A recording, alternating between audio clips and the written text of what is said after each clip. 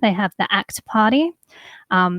It's not entirely libertarian, but they do have some libertarian values, including a lot of their firearm policies. Nicole McKee is the minister in charge of that portfolio in New Zealand. I have known her for quite some time. She used to be involved in COLFO, which I'm going to stuff up what it means, but it was the New Zealand equivalent of one of our organisations. So I got to meet her back in the day, and she was always such a great temperament, very smart, and she listened. She listened to what people had to say, and that's why I'm so proud of her that she's in the position she is in New Zealand now for the ACT Party as the minister in charge of firearms, and she's just done some great work.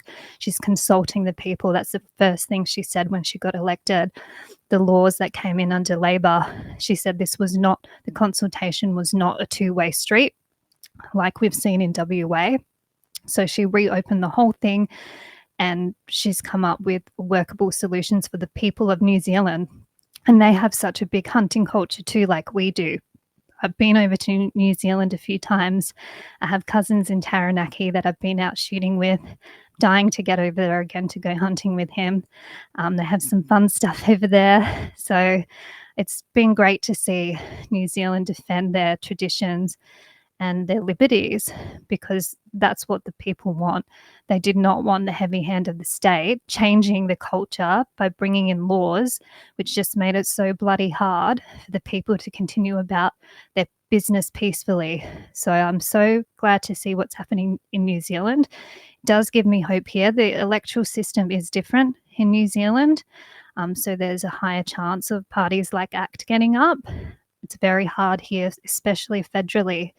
And that's why you have seen, and you will see at the next federal election, a reduction in the number of minor parties, particularly in the Senate.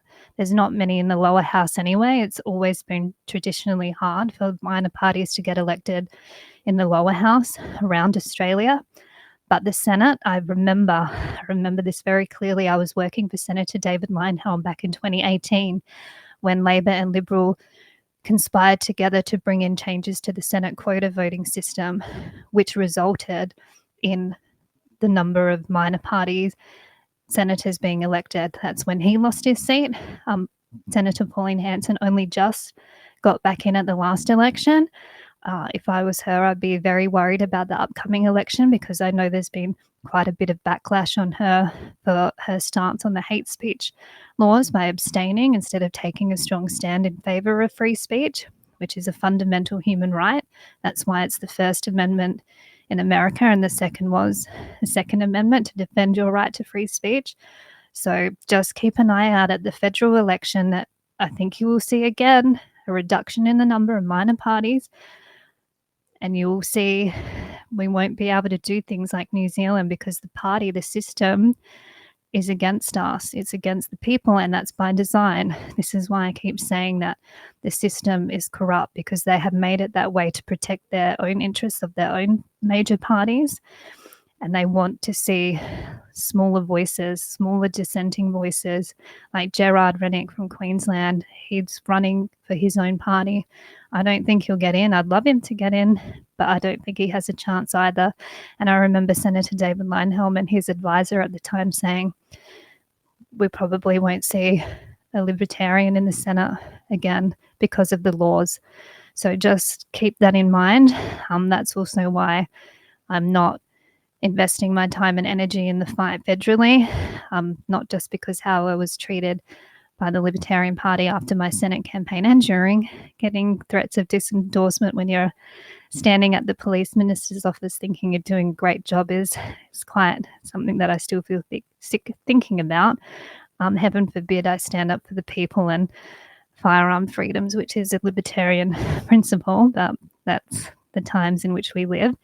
So just be very aware about the landscape will not be able to change in Australia until we have systematic change. And the only way, for the record, that I can see our way out of this is when Australia becomes a republic and we have our constitution, which is written for the people, by the people, and we have a referendum on every section of that constitution. The First Amendment this, Second Amendment that, Third Amendment that. a constitution written for the people, by the people, not the one we have now, which is written about state and federal government powers. That's what it is, about giving powers to politicians to control us. It is not written down the lens of protecting the people from their government, which the American Constitution is. So that's when I think we'll be able to turn things around in Australia. But will they even give us that opportunity to vote on a constitution written for the people, by the people? I don't think they will do anything to give us back any power. So, sorry, that's a bit of a black pill thing, but who knows? Revolutions, peaceful revolutions, things can change. We just need enough people to say we've had enough and this is what we want from our government.